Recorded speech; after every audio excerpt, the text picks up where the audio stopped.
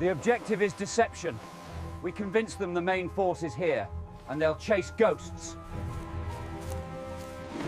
In April 1945, Berlin is a city of ghosts and ruins, a smoldering testament to a failed empire.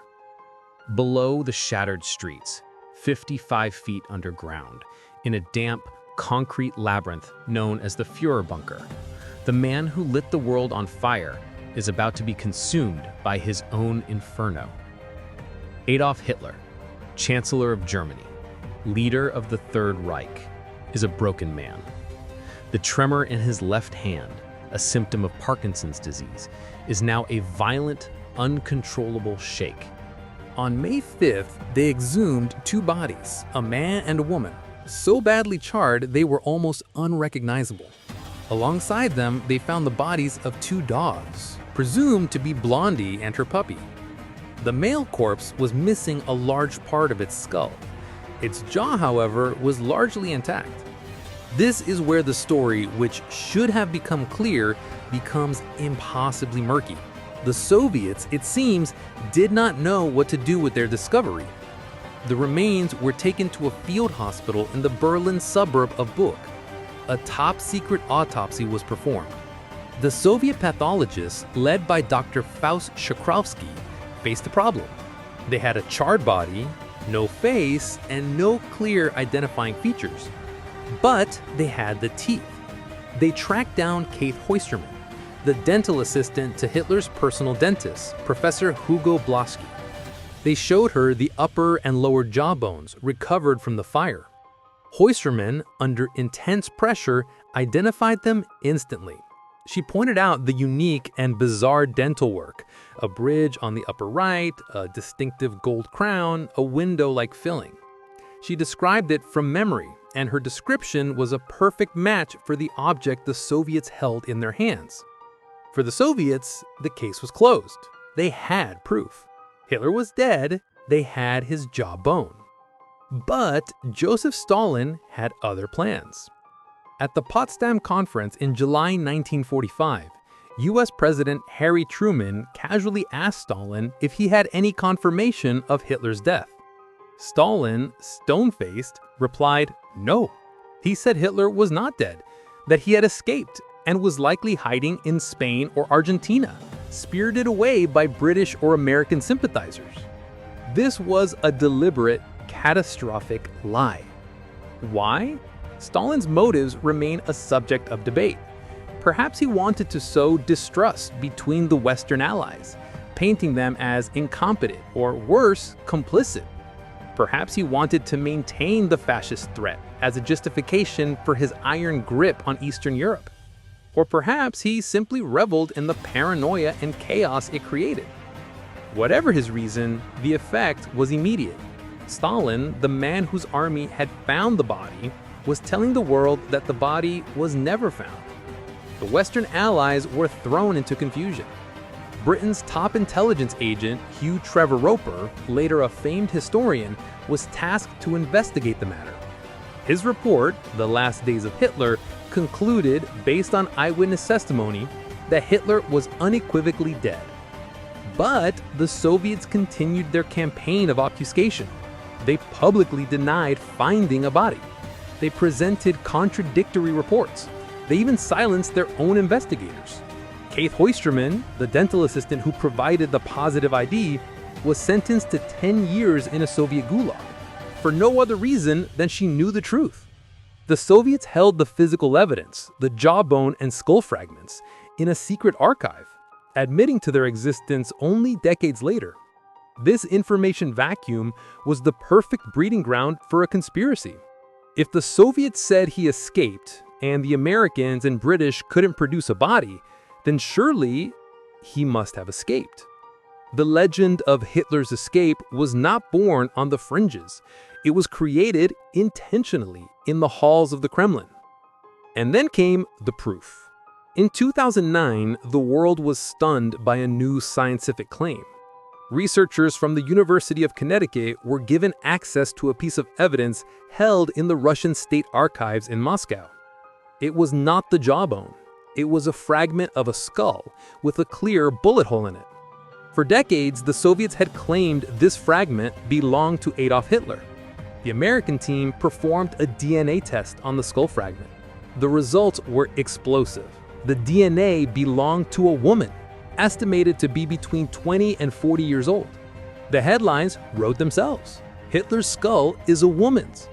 For the conspiracy theorists, this was the ultimate vindication. The cornerstone of the official story was a lie. The Soviets had faked the evidence.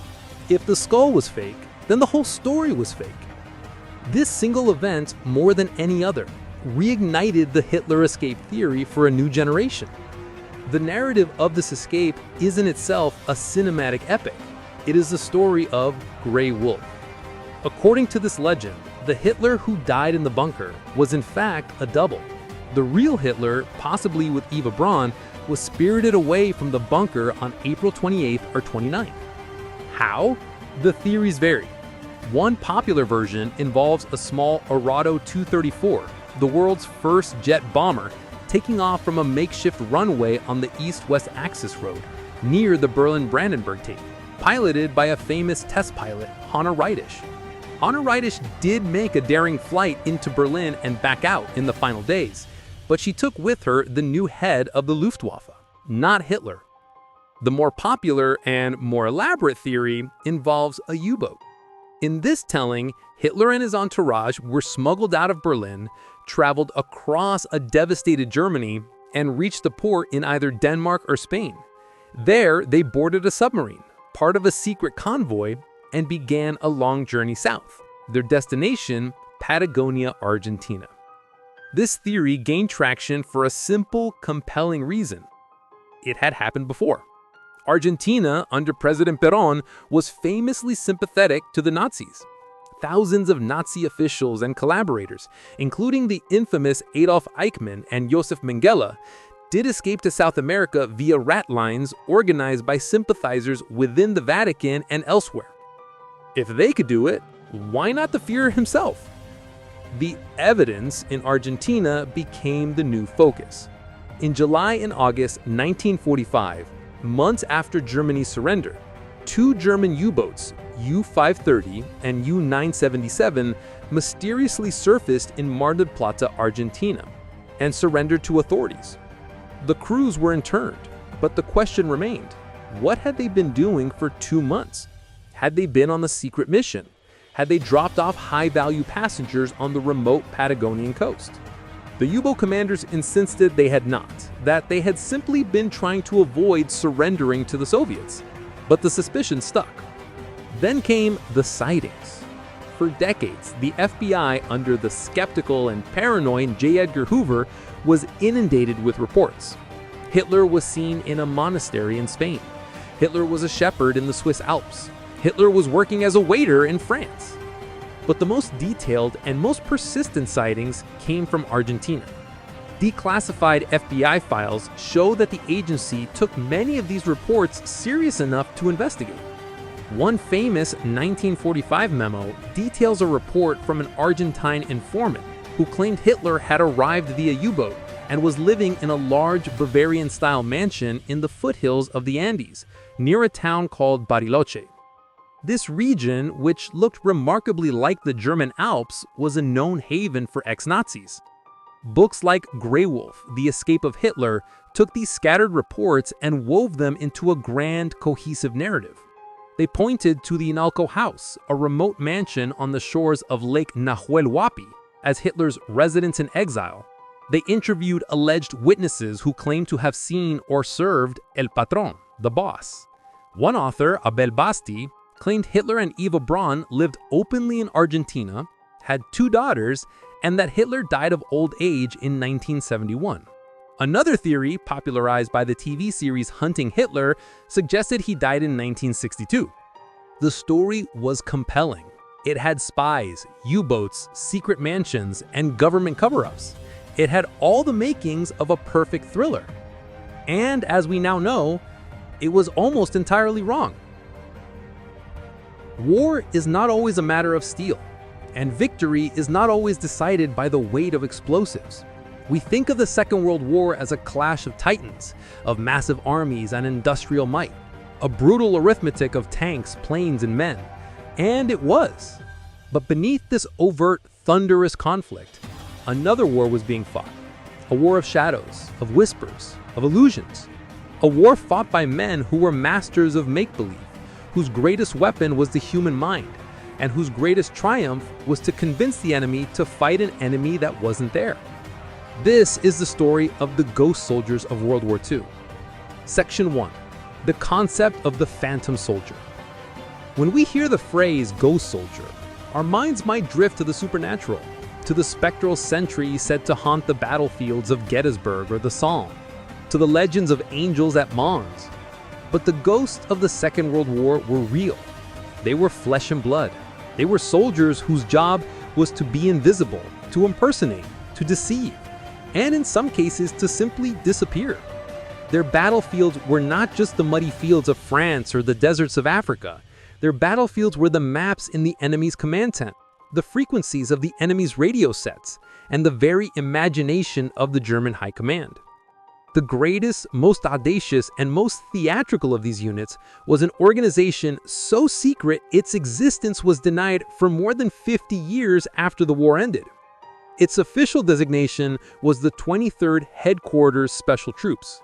To the very few who knew of its existence, it had another name: the Ghost Army. This was a unit of just over 1,000 men, and their job was to impersonate entire divisions of the US Army. Divisions of 15, 20, even... The idea was not entirely new. Deception, or maskirovka, as the Soviets would call it, is as old as war itself. The Trojan horse is the classic example. But World War II, a war of total industrial mobilization, demanded deception on an industrial scale. The British had pioneered many of these techniques with stunning success in North Africa. Under the direction of illusionist Jasper Maskelyne, they had hidden the entire city of Alexandria from German bombers using a sophisticated system of lights and shadows. Most famously, at the Second Battle of El Alamein, Operation Bertram created a massive phantom army, complete with dummy tanks, fake railway lines, and even a dummy pipeline, all to convince Rommel that the main British attack would come from the south, when in fact, it was planned for the north. It worked. It worked spectacularly, and the Americans, preparing for the invasion of mainland Europe, knew they needed their own masters of illusion. But who do you recruit for such a unit? Who is qualified to build a phantom army? You don't look to the infantry schools or the tank academies. You look to the art schools, the advertising agencies, the theaters, and the sound engineering labs. The 23rd Headquarters Special Troops was without a doubt the most bizarrely talented unit assembled in the entire US Army. It was a collection of painters, illustrators, architects, sound engineers, radio operators, and actors. Men who, in civilian life, designed displays for department stores or sketched for magazines, were now tasked with the ultimate design challenge: fating a war. Among their ranks were men who would later define post-war American culture. The fashion designer Bill Blass was a corporal in the Ghost Army, tasked with camouflage. The minimalist painter Ellsworth Kelly, his eye for form and shadow, worked on dummy equipment. The artist Arthur Singer, the wildlife illustrator, was another. These were not traditional soldiers. They were creative professionals given a top-secret, surreal, and incredibly dangerous mission: to lie to the entire German army. Their work was classified top secret. Their letters home were heavily censored. They were forbidden from keeping diaries. They were, in effect, ghosts in their own army, a unit that officially did not exist, moving silently alongside the real, heavy divisions marching toward Germany. Section 2. The Arsenal of Illusion. The Ghost Army's toolkit was divided into three main components, a trinity of deception designed to fool the three primary ways an enemy gathers intelligence: sight, sound, and radio signals. First came the visual deception, the spoof component. This was the work of the 603rd Camouflage Engineers. These were the artists and architects. Their job was to create the physical presence of a massive army, and they did it with rubber. They wielded arsenal of inflatable, full-scale replicas of the US Army's most formidable hardware. They had M4 Sherman tanks, M10 tank destroyers, 155mm long-tom artillery pieces, jeeps, trucks, and even L-4 observation planes. From the air, to a German reconnaissance pilot flying at several thousand feet, these rubber decoys were indistinguishable from the real thing. But the illusion couldn't just be static. An army moves. So the men of the 603rd became masters of battlefield theater. They would inflate their dummy tanks, but they wouldn't just leave them sitting in a field. They would use bulldozers to carve fake tank tracks into the mud, leading to concealed positions. They would create fake headquarters with complete dummy radio antennae. They would even simulate repairs, leaving a few dummy tanks in a maintenance depot to suggest the wear and tear of a real unit. The soldiers of the Ghost Army were actors. They were instructed to be sloppy. A real heavy armored division trying to hide would be a model of camouflage discipline. But a division preparing to attack would be a little messy, a little brazen. So the Ghost Army would intentionally let their tanks be seen just enough to be caught by an enemy spy or a high-altitude photograph. They also engaged in what they called special effects. They would drive a few real trucks in a continuous dusty loop to simulate the arrival of a massive convoy. A handful of men would dig foxholes and fortifications for 1,000. It was a colossal, high-stakes stage play performed for the most dangerous audience in the world, and the stage was the front line. The second component of the illusion was sonic. An army doesn't just look like something, it sounds like something. A resting infantry division has a different audio footprint than an armored division assembling for an attack. The enemy knew these sounds. This is where the 3132 Signal Service Company Special came in. These were the sound engineers, men drawn from Hollywood studios and radio networks. Their mission was to create a soundtrack of war. They had traveled to Fort Knox and other military bases to make high-fidelity recordings of every sound an army makes. They recorded the clatter and squeal of Sherman tanks on the move, the rumble of half-tracks, the shouts of men digging in, the clinking of pontoon bridges being assembled. They captured the distinct sounds of different artillery pieces, both American and German. These sounds were then edited, mixed, and pressed onto state-of-the-art wire recorders, an early precursor to tape. In the field, the 3132 would roll out massive, 5-foot-tall speakers mounted on the backs of trucks and blast these symphonies of deception into the night. Their sound shows were sophisticated. They didn't just play a loop of tank noises. They understood acoustics. They knew that sound travels differently at night, that it bounces off hills, that it's dampened by forests. They would carefully position their speakers, sometimes miles apart, to create a believable, three-dimensional soundscape. They could make it sound like an entire armored division was arriving in a valley, moving into position, and preparing for an assault at dawn. To a German sound-ranging unit several miles away, listening through sensitive microphones, it was terrifyingly real. It was the unmistakable sound of an impending attack. The third and perhaps most intricate piece of the puzzle was radio deception, or spoof radio. In World War II, a huge amount of intelligence was gathered by listening to the enemy's radio traffic. A division has a unique radio fingerprint, the call signs, the frequencies they use, the volume of traffic, and even the unique idiosyncratic fist of each Morse code operator. The Ghost Army Signal Company was tasked with mimicking the radio networks of the divisions they were impersonating. They were meticulous forgers. When the Ghost Army was sent to replace a real division, say the 6th Armored, the Signal Company would study that division's radio habits for weeks. They would learn their procedures, their call signs, and even the specific tapping style of their key operators. Then, when the real 6th Armored packed up and moved out under cover of darkness, the Ghost Army's radio operators would move in, take over their frequencies, and begin broadcasting. To the German signals intelligence units listening in, it sounded as if the 6th Armored had never left. The operators would send fake coded messages, simulating the traffic of a 20,000-man division, requisitions for fuel, requests for ammunition, reports on enemy movements. It was a performance of electronic ghosts, designed to tie the enemy's intelligence in knots. These three elements, visual, sonic, and radio, combined to create a single, overwhelming, and utterly false reality. But this performance came with an extraordinary risk. The Ghost Army was a unit of only 1,100 men. When they were impersonating a 30,000-man force, they were deliberately drawing the enemy's attention. They were, in effect, panning a giant bullseye on their own backs. If the Germans ever decided to call their bluff, if they ever launched a probing attack or an artillery barrage on the division they thought was in front of them, the Ghost Army would not be able to fight back. They had a few machine guns and a handful of half-tracks. They were artists and engineers, not a frontline combat unit. Their only defense was the believability of their illusion. If the illusion failed, they would be annihilated. Section 3. The Phantom Offensive. The Ghost Army arrived in France just weeks after D-Day in July 1944. They were immediately put to work. They participated in over 20 distinct deception campaigns, from the hedgerows of Normandy to the banks of the Rhine.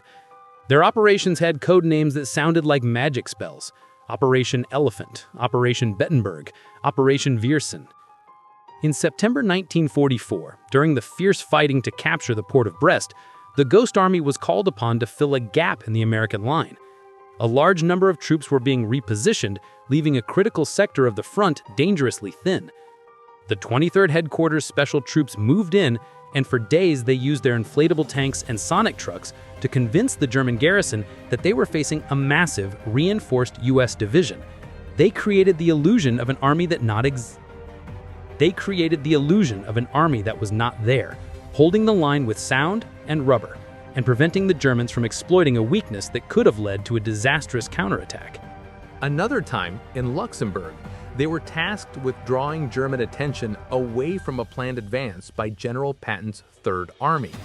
The Ghost Army set up their show in a position miles away from Patton's real thrust.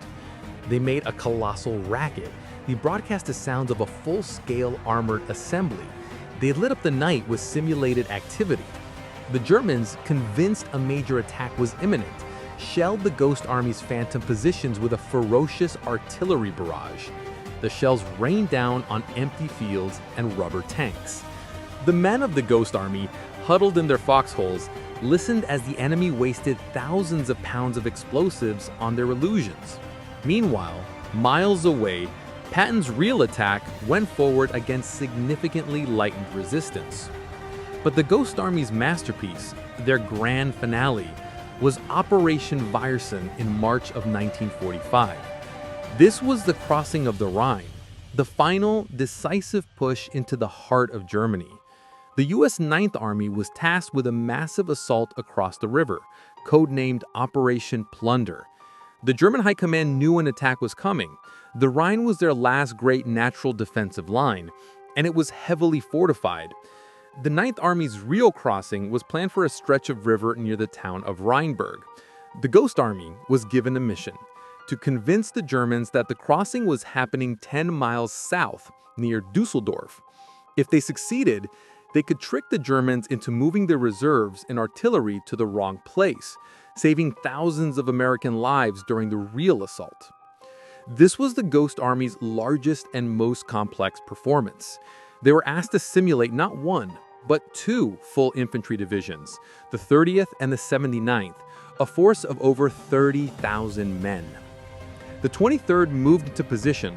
The 603rd Camouflage Engineers began to assemble their Phantom Army. Hundreds of inflatable tanks and artillery pieces were massed in the woods, just visible enough for German reconnaissance. They built dummy airfields, dummy command posts, and dummy fuel depots. They even trucked in real artillery units, had them fire for a day to register their positions with the enemy, and then trucked them out, replacing them with rubber guns. Then, the 3132nd Sonic Company began its show. For days, they played the sounds of an army preparing for a river crossing. The primary sound was of construction, the unmistakable clang of metal on metal, the rumble of engines, the shouts of engineering crews, all suggesting that pontoon bridges were being secretly assembled at night, ready to be deployed. The Signal Company, meanwhile, was broadcasting a storm of radio traffic, perfectly mimicking the call signs and procedures of the 30th and 79th Divisions, confirming to German listeners that this was indeed the assembly point for the main attack. To complete the illusion, the Special Effects Company went into overdrive. They drove trucks with lights on at night, drawing artillery fire. They sewed the patches of the 30th and 79th Divisions onto their own uniforms and swaggered into the nearby towns, deliberately spreading rumors in cafes and bars where they knew German informants might be listening. They created the perfect multi-sensory illusion of an impending assault. The Germans took the bait completely.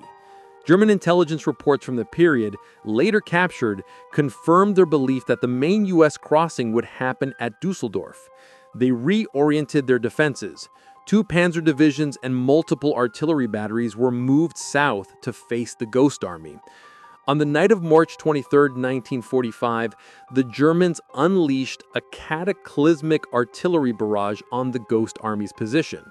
For an hour, shells screamed from the sky, tearing the rubber tanks to shreds, cratering the empty fields, and blasting the loudspeakers that were, even then, broadcasting the sounds of an army that wasn't there. And 10 miles to the north, at Rheinberg, the real Ninth Army crossed the Rhine under the cover of darkness. They met with scattered, disorganized resistance. The German guns that should have been waiting for them were busy shelling a field of rubber. The Rhine crossing was a stunning success, and the casualties were a fraction of what planners had feared. The Ghost Army had staged the performance of their lives. It is estimated by their own commanders that this single 2-day deception may have saved between 10,000 and 30,000 American lives. They had fought one of the most decisive battles of the war, and they had done it without firing a shot in anger. They had won with imagination. Section 4. The Other Ghosts. The 23rd Headquarters Special Troops were the most formalized ghost unit, but they were not the only phantoms of the war. The conflict was filled with men and women whose entire existence was a form of deception. Think of the shadow armies of the resistance. In France, Poland, Norway, and across occupied Europe, citizen soldiers operated as ghosts within their own homelands. They had no uniforms, no insignia, no tanks. They were bakers, teachers, and farmers by day, and saboteurs by night. They moved through the cracks in the occupation, supplied by mysterious nighttime drops from the British Special Operations Executive and the American OSS. The SOE itself was an organization of ghosts. Its agents, men and women like Violet Sabot or Nancy Wake, were trained in the arts of silent killing, sabotage, and deception. They were dropped behind enemy lines with new identities, false papers, and a mission to set Europe ablaze. They were not an army. They were a rumor, a whisper of resistance that tied down hundreds of thousands of German troops who were forced to hunt for phantoms in their own rear. And then there was perhaps the most ghostly soldier of all. This was a centerpiece of Operation Mincemeat, a deception plot so brilliant it borders on the absurd. In 1943, Allied planners were preparing to invade Sicily. The problem was, Sicily was the most obvious target. To achieve surprise, they needed to convince the Germans they were invading somewhere else, specifically Greece. The plan was audacious. British intelligence obtained the body of a homeless man who had died from pneumonia. They gave him a new ghostly identity, Major William Martin of the Royal Marines. They dressed him in a uniform, chained the briefcase to his wrist, and filled it with masterfully forged secret documents. These documents detailed a complex, entirely fictional Allied plan to invade Greece.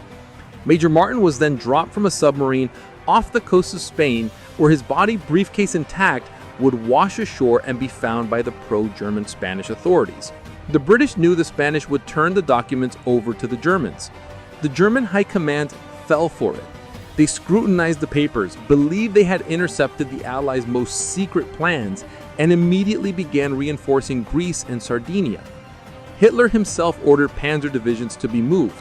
When the Allies finally landed in Sicily, they found a relatively light defense. The Germans were waiting for an invasion in the wrong country, all because of the intel provided by a ghost. But there is a darker side to the idea of the ghostly soldier. This was not just a tactic used by the Allies, it was also a tool of terror. In 1941, Adolf Hitler issued the Nacht- and Nebel Decree, the Night and Fog Directive. This order was aimed at the resistance and political opponents in occupied territories. It stated that any person deemed a threat to German security was to be arrested and disappear into the night and fog. They were not to be given trials. Their families were not to be notified. They were to be shipped to concentration camps, and their very existence was to be erased from all records. These were the forced ghosts, men and women who were alive, but to whom the outside world had vanished without a trace. It was a form of psychological warfare designed to sow terror and uncertainty, leaving families to wonder for years if their loved ones were alive or dead. It was the ultimate, terrifying perversion of the ghost soldier concept, not an illusion to deceive an army, but an administrative void to break the spirit of a nation. Section 5. The Legacy of Silence. When the war in Europe ended in May 1945, the real army celebrated. There were parades in Paris, London, and New York. Soldiers returned home as heroes, telling the stories of the battles they had fought, the towns they had liberated. But the men of the Ghost Army could not. Their methods, their tactics, their very existence remained classified as top secret. The art of sonic and visual deception was deemed too valuable to be made public, especially as the world was already chilling into a new kind of conflict, the Cold War.